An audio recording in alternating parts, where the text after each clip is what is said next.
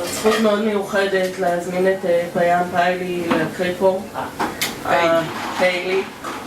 I said that you know Hebrew and English already.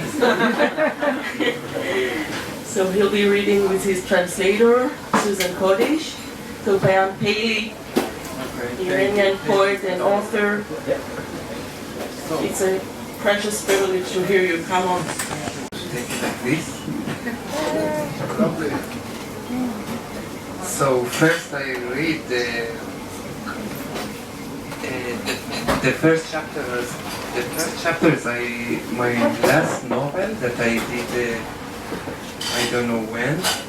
And then we start with Susan to read one of my poems. This is the novel that I wrote from the moment that I jumped from Tehran to Tel Aviv, kind of. And I will just read you the first chapter. It calls Staunch and Strong but Absent-Minded. Life in Israel is not easy, not inside the walls of Jerusalem and not in Tel Aviv among people's faint happiness that reeks of misery and old wood. The dregs of that same happiness people put on display in the wake of a disaster. It had been a year since I arrived in Israel and I was alone all day or all night. Everyone had somehow run away from me, or I had somehow run away from everyone. I think my lifestyle frightened people. In any case, it's normal. I too am sometimes afraid of people. I had rented a small studio on Nachlat Benjamin Street and spent all my time there. I no longer lived with Chaya. It had been 2 months since she had again taken to her bed. She ate nothing and said nothing. She was like that sometimes, many times. She would suddenly stop communicating with everyone and everything around her. Once, when she wanted to explain me her life briefly and accurately, she said, "I'm not in the game." And that's how it was. Chaya wasn't in the game. It had been 20 years since she had given up on it. She was like that sometimes, for weeks. She would stop talking and grow so quiet that I could hardly believe all those other times when her endless chatter would blow my mind. But even then, she sometimes spoke a few words to me, very few. She would ask simple questions. For instance, what I had eaten or where I had been. During those episodes, she wouldn't even return her mother's phone calls. Nina would ask about her. Has she eaten anything? Does she say anything?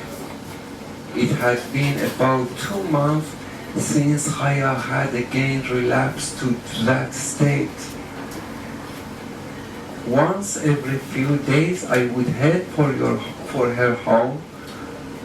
It was only 5 minutes away.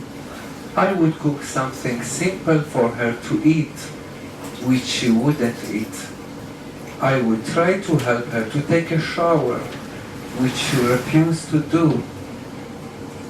She said she couldn't get out of bed, and she couldn't. Sometimes she would stay there for weeks, like a corpse. All that was missing was someone to record the time of death. I would try to make her talk a little, which she did, and sometimes she didn't. Back then, the route from my studio to Lilimblum 3 to go see Chaya on the break of death was my entire world, or all I saw of the world. the people in the streets. It was only a few minutes walk. Sometimes when I went there late at night, I saw no one along the way. I would be by myself. Some nights Zohar would come to see me, and once in a while,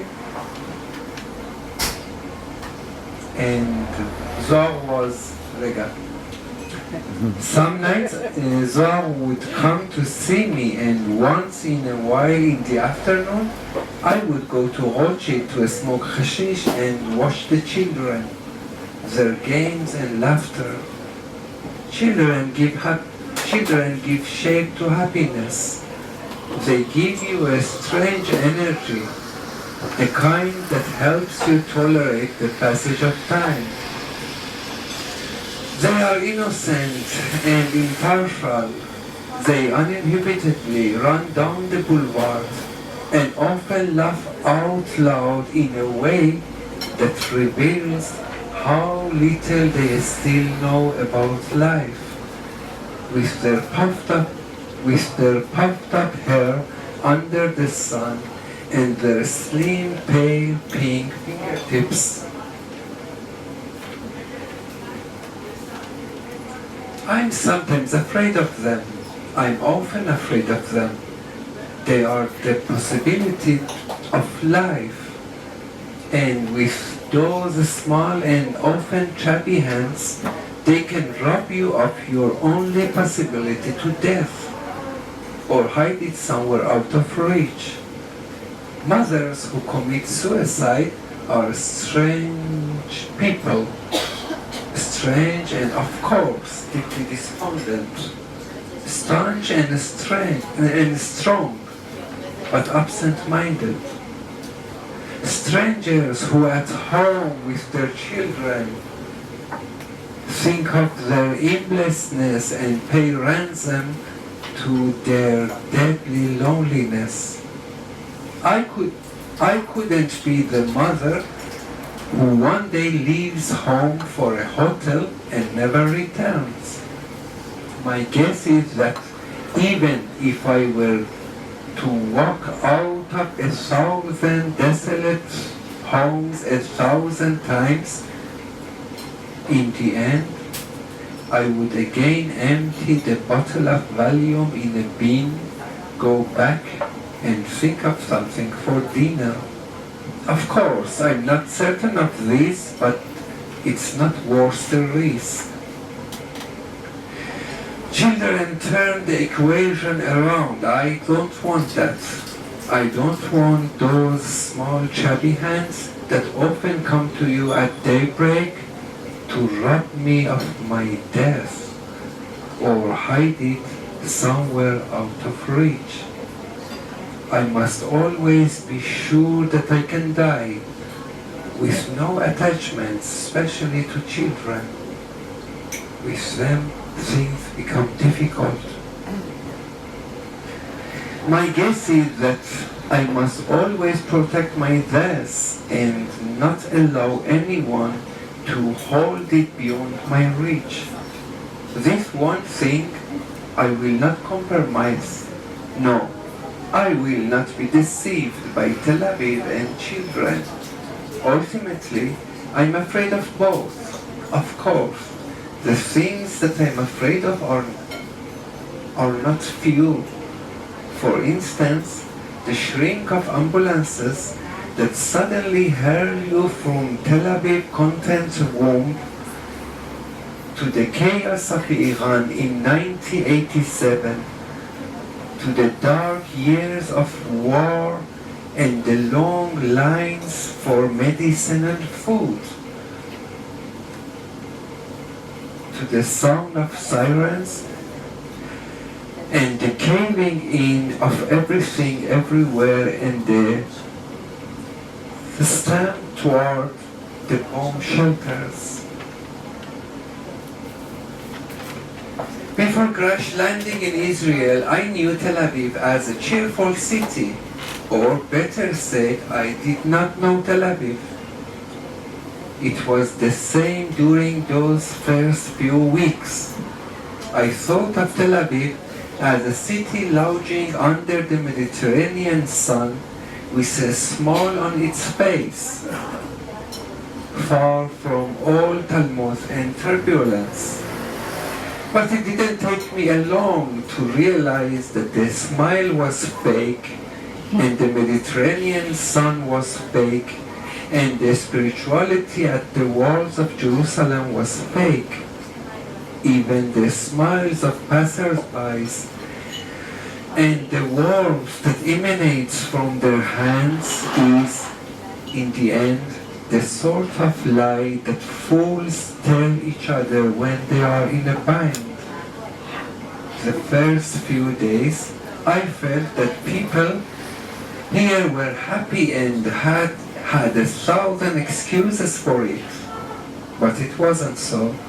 No one looks for an excuses to be happy the same way that no one looks for anyone else. It's like losing your capacity for happiness due to an excess of tragedy. It's like not looking for any excuse at all after everything has come to an end. People here are mostly alone and afraid. And those who are not alone are afraid to ending up alone or abandoned. It's easy to see how with every passing day they become more absorbed in this fear and smile more broadly. No, I will not be deceived by Tel Aviv and children. Thank you.